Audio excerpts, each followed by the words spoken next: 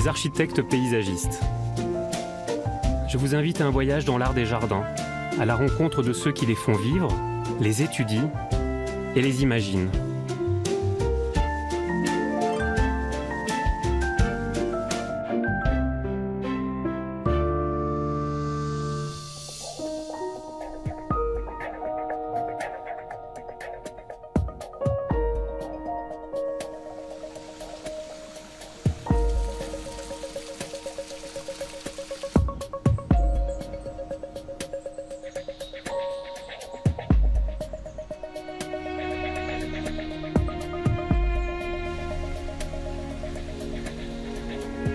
Au cœur des collines au sud de Padoue et à 50 km de Venise, le domaine de Valsansibio s'étend sur 8 hectares.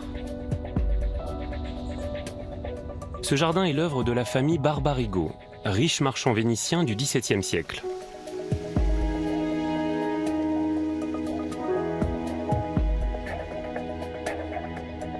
Il aurait été construit en signe de reconnaissance à Dieu pour avoir épargné la famille de la peste en 1631.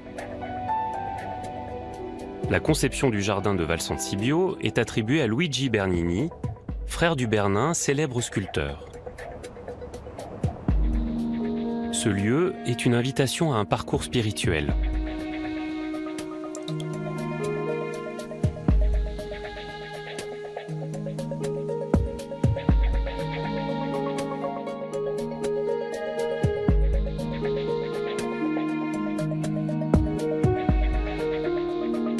Armando Pizzoni Ardemani est l'actuel propriétaire du domaine de Valsansibio, acquis par son grand-père en 1929. Bienvenue à Valsansibio. Après toi. Tu dois t'imaginer que ce petit marécage que tu vois est ce qu'il reste d'un marais qui s'étendait alors jusqu'à Battaglia Terme. Valsansibio était en réalité une vallée de pêche qui s'appelait Vallée de Saint-Eusebio, d'où son nom actuel, Valsansibio. Il fut un temps où on arrivait depuis Venise en bateau. En effet, on peut voir qu'il s'agit d'une demeure vénitienne grâce à ses pilotis typiques qui nous rappellent évidemment Venise. Avant même que ne soit construite la porte de Diane, qui était l'entrée principale, on arrivait déjà ici par les eaux en barque. Sur ce pavillon, il y a aussi des éléments dans la statuaire qui sont assez clairement des hommages aux marchands de Venise. Cette façade est chargée de symboles. Diane représente ici Dieu. Le gros visage barbu représente la famille Barbarigo, comme s'il disait « Au-dessus de nous, il n'y a que Dieu ». Et les deux statues que l'on peut voir aussi bien à droite qu'à gauche représentent le reste de la noblesse de Venise. Elles ont donc été placées à un rang en dessous de la famille Barbarigo. Ils décident de s'isoler et de bâtir leur villa à Valsansibio plutôt que sur la Riviera del Brenta, pour être les plus resplendissants, les plus brillants et les plus grandioses. Ils voulaient être les seuls pour ne pas être éclipsés par d'autres.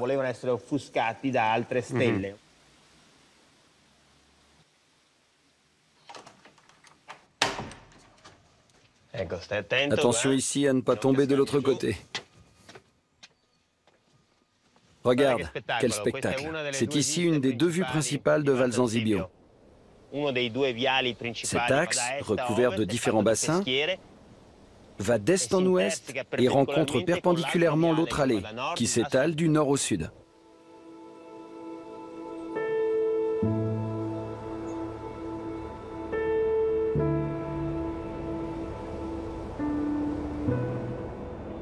Le jardin, il est parfaitement intact. Il est comme au XVIIe, et ça, c'est probablement un des jardins les plus préservés d'Europe. Comme tu peux le voir, cette vallée est effectivement une vallée préservée. Une caractéristique unique, car nulle part ailleurs, en tout cas en Italie, tu ne pourras te retrouver confronté à un tel cadre, parfaitement conservé depuis 4 siècles.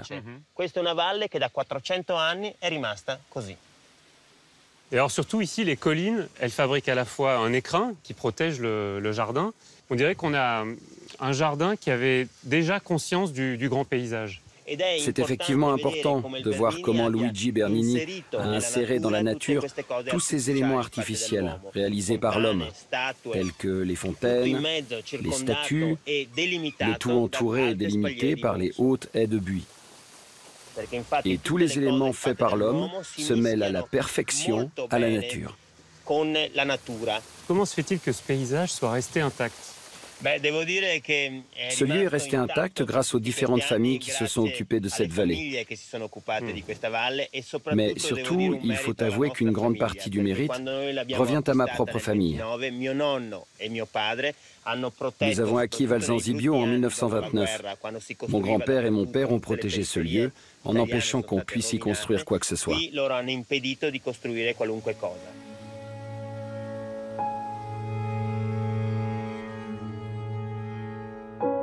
Encore aujourd'hui, on peut lire le message originel que la famille Barbarigo a voulu délivrer en construisant ce jardin. Plus qu'une rareté, c'est une chose qui fait que Valsanzibio est un lieu unique.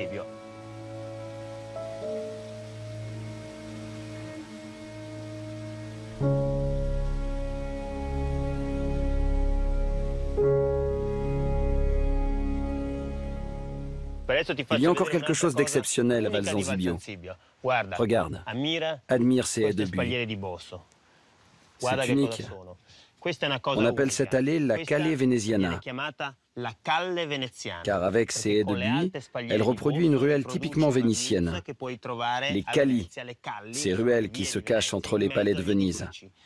Elle s'étend sur 450 mètres et a une largeur d'1,50 m. Et alors, ce qu'on voit surtout, c'est qu'elle est extrêmement rigide. Ça, c'est les buis qui ont cette fonction.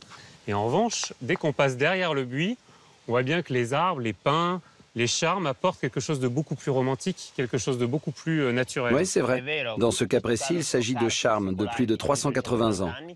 Dans ce jardin, il y a plus de 100 espèces de plantes.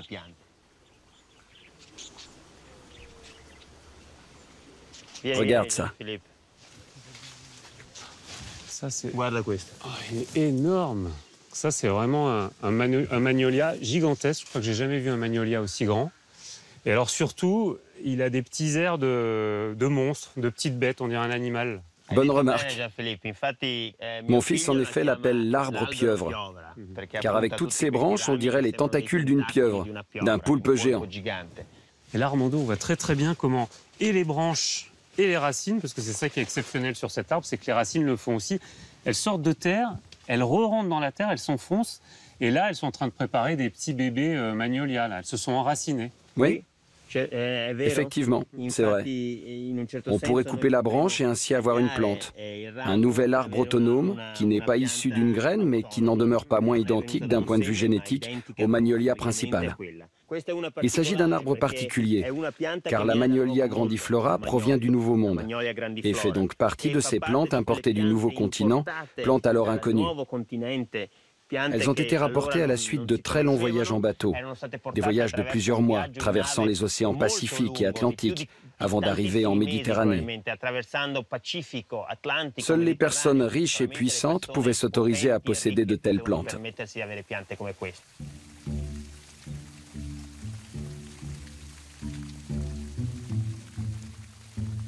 Venu du Nouveau Monde, le magnolia, le cèdre de Californie ou encore le séquoia expriment le faste et la puissance de la famille Barbarigo.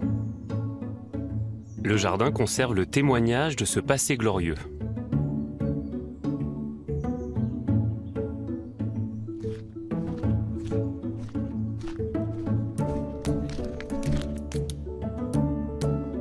Fils aîné de cette riche famille, Gregorio Barbarigo s'est beaucoup investi dans la conception du jardin.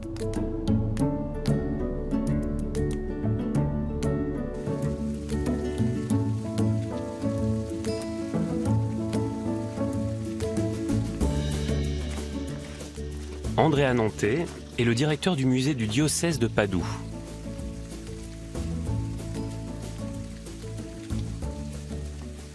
Gregorio est le fils aîné de Giovanni Francesco Barbarigo, celui qui était destiné à suivre une carrière de diplomate, une carrière civile, mais qui décide de rejoindre les ordres.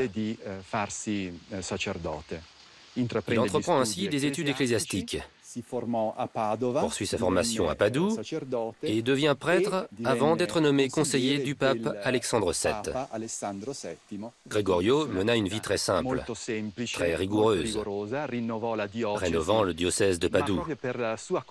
Et du fait de sa conduite sainte, à peine décédé, un processus de canonisation fut lancé. Il devint saint au cours du siècle dernier, sous Jean XXIII. Des écrits témoignent de l'attachement de Gregorio à ce lieu. Il suit l'avancée des travaux depuis Rome. Gregorio a séjourné ici, à Valsanzibio. Il aimait se promener dans le jardin et décrit dans son abondante correspondance le plaisir qu'il éprouvait à s'arrêter ici et à passer quelques nuits sur le domaine familial lorsqu'il effectuait ses visites pastorales, c'est-à-dire la visite de son diocèse par un évêque. C'est intéressant de noter comment dans une de ses dernières lettres, rédigée peu de temps avant sa mort, Gregorio Barbarigo évoque, après avoir séjourné ici, la présence du bassin de Diane et des fontaines. Autant de choses déjà réalisées, mais qu'il n'avait pas encore eu l'occasion d'admirer.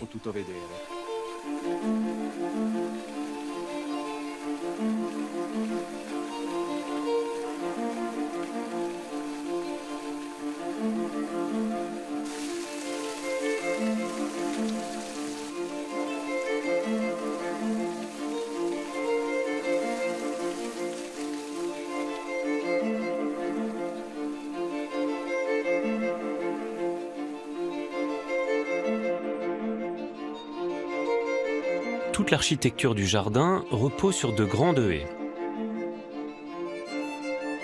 Ces 60 000 m² de buis plantés nécessitent plus de 10 mois de taille par an. Les allées donnent sa forme au jardin et délimitent ses différents espaces.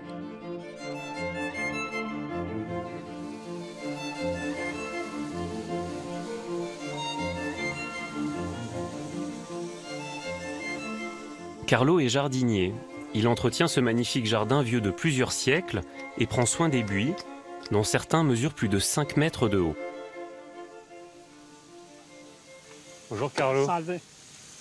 Alors comment vous arrivez à obtenir de telles verticalités sur vos palissades? Parce que là c'est presque parfait en fait. Une fois que l'on a mis ces deux poteaux reliés entre eux par un fil de fer tendu de part et d'autre de la haie, on y installe deux fils à plomb.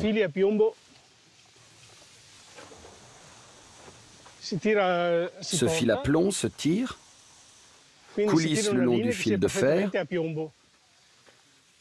et ainsi on obtient une ligne parfaitement d'aplomb. On recherche ensuite les traces de la taille de l'année précédente.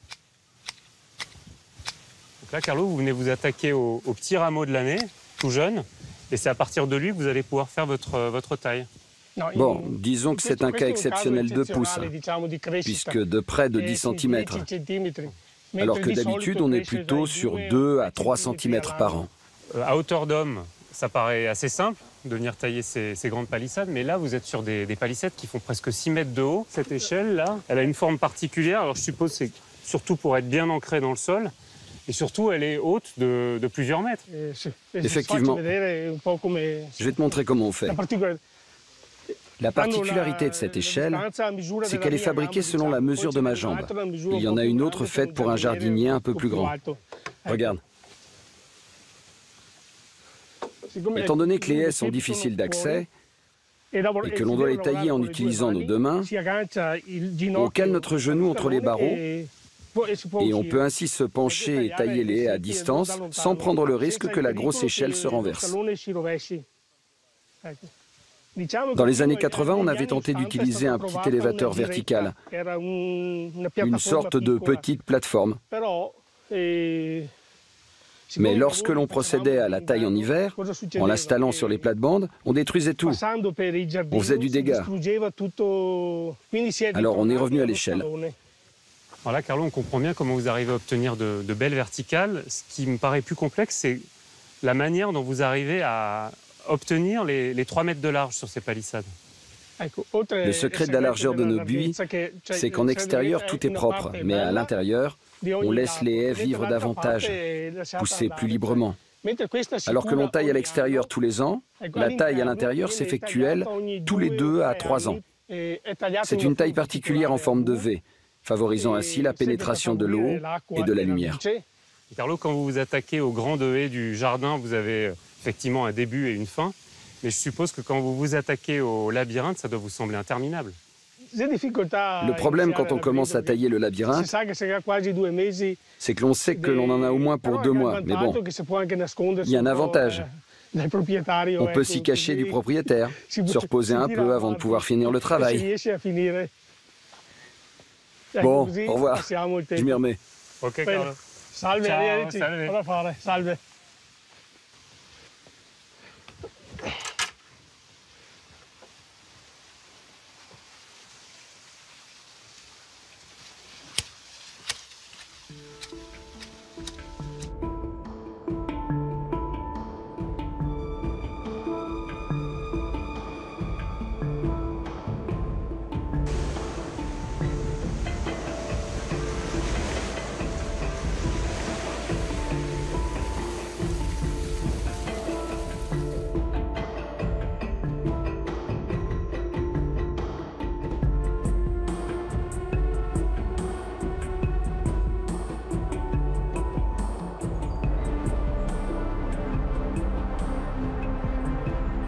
Ce labyrinthe illustre une mode de l'époque, mais aussi la dimension spirituelle recherchée par la famille Barbarigo.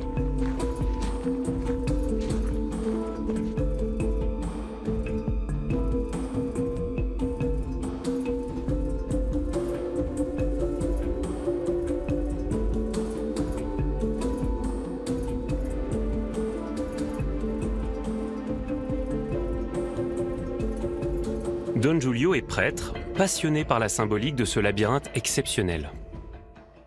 Don Giulio, quand on pratique le labyrinthe, ici, à Val San Sibio, la probabilité pour se perdre est très importante, ce qui n'est pas le cas de tous les labyrinthes. Effectivement. Lorsque quelqu'un marche à l'intérieur du labyrinthe, il n'en voit pas le centre, car les haies sont particulièrement hautes. Les promeneurs peuvent se sentir perdus, ne sachant pas où ils se trouvent. Le labyrinthe de Val San Sibio est un vrai labyrinthe, un labyrinthe réel. On pourrait le définir comme un lieu où l'on se perd. Alors dans le labyrinthe, on a 4 carrés qui sont joints les uns aux autres et qui sont axés sur les points cardinaux. Mais la structure du labyrinthe et sa symbolique est beaucoup plus complexe. Il s'agit d'un labyrinthe de type unidirectionnel, car il n'y a qu'un chemin possible. Et sur l'ensemble du labyrinthe, on peut trouver jusqu'à 7 impasses, telles des ruelles qui s'interrompent. 7 comme le nombre des vices, des péchés capitaux. Le labyrinthe, on le pratique comme un parcours initiatique. Oui. Le but est de faire passer le visiteur d'un état à un autre. Ce labyrinthe représente et synthétise toute l'expérience de la vie, où l'on doit aller de l'avant, s'arrêter, faire un choix, puis un autre, parfois même revenir sur ses pas, ou bien alors s'arrêter de nouveau. Un des 4 carrés qui constituent le labyrinthe est constitué d'une grande spirale infernale, d'un grand cercle vicieux dans lequel une personne, si elle ne décide pas de changer de chemin, continue de tourner sur elle-même, symbolisant ici le vice de l'orgueil, de l'entêtement, d'une personne qui revient sans cesse sur le même chemin, d'une personne têtue, convaincu d'avoir raison. Alors depuis les origines, les jardins se destinent à avoir une image du paradis. Ils essayent de se rapprocher du paradis. Et c'est le cas aussi du labyrinthe ici. Le mot paradis, aux origines un peu obscures, signifie étymologiquement jardin. Au centre du jardin, il y a un lieu surélevé avec un arbre qui pourrait être assimilé à l'arbre de la vie qui se trouve au cœur du paradis, du jardin d'Éden. Le labyrinthe de Val San Sibio raconte le parcours qui mène l'homme de la terre au ciel, de notre monde au paradis. al paradiso. Parmi les différents parcours possibles du jardin, le trajet spirituel préféré de Don Giulio commence par la porte de Diane. Il passe par les viviers, les fontaines qui symbolisent tour à tour l'eau, le vent et purifie l'âme du promeneur. Puis le trajet emprunte 4 parcelles aux contours quasi identiques. Le labyrinthe et son parcours existentiel, puis les parcelles représentant le sens de la vie, la fertilité, les conséquences du temps et le recueillement. Le trajet se termine alors sur la perspective de la villa pour prendre fin en haut des marches, devant la fontaine des révélations.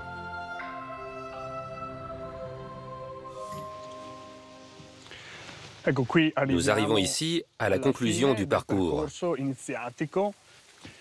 Et avant d'atteindre le parvis des révélations, on doit gravir ce magnifique escalier qui comporte un élément génial, vraiment très original. En effet, le long des marches, une poésie est écrite, un sonnet, qui récapitule tout le parcours du jardin. Le dernier vers de cette poésie nous dit « Ici, les pleurs n'ont pas voix au chapitre, mais les rires, oui. Les orages de la cour ne s'abattent pas sur ce lieu. À Venise, c'est l'enfer, et ici, c'est le paradis. » Parcourir le jardin de Valsancibio invite à l'introspection. Chacun peut avoir sa propre lecture de ce parcours initiatique.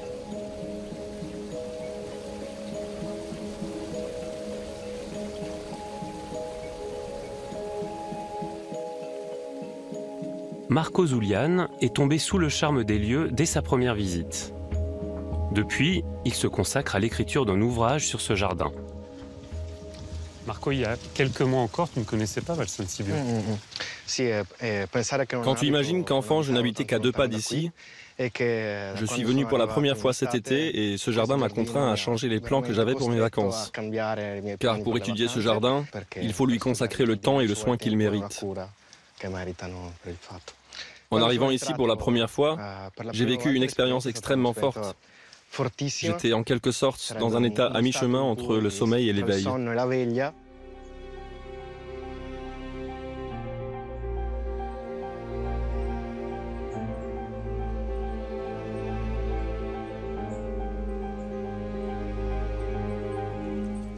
Il y a de nombreuses figures mythologiques dans le jardin. Vers quoi elles nous guident et quel poids elles ont à Valsancibio? La disposition des statues n'est pas le fruit du hasard, et on peut en avoir un très bel exemple ici en s'approchant. On voit Mercure dans une attitude un peu particulière avec cette silhouette un peu efféminée qui est en train de jouer de la flûte. Il regarde exactement en face de lui ce superbe vieil homme qui n'est autre que le géant Argus. Ce géant aux 100 yeux qui lui permettent de tout voir est célèbre pour avoir enlevé la sublime prêtresse Io que Mercure souhaite libérer. C'est ainsi que le dieu des commerçants et des voleurs se met à jouer de la flûte afin que les yeux du géant se ferment un à un pour pouvoir reprendre la jeune fille à Argus. La richesse de ce lieu et de sa dimension philosophique, ce sont les différentes interprétations qui se complètent les unes aux autres. Par exemple, selon ma façon de percevoir les choses, le parcours du jardin ne se conclut pas avec le parvis des révélations et sa villa, mais plutôt avec la superbe allée de cyprès que l'on voit là-bas et qui conduit au cœur de la forêt, symbolisant le retour de l'homme à l'état de nature.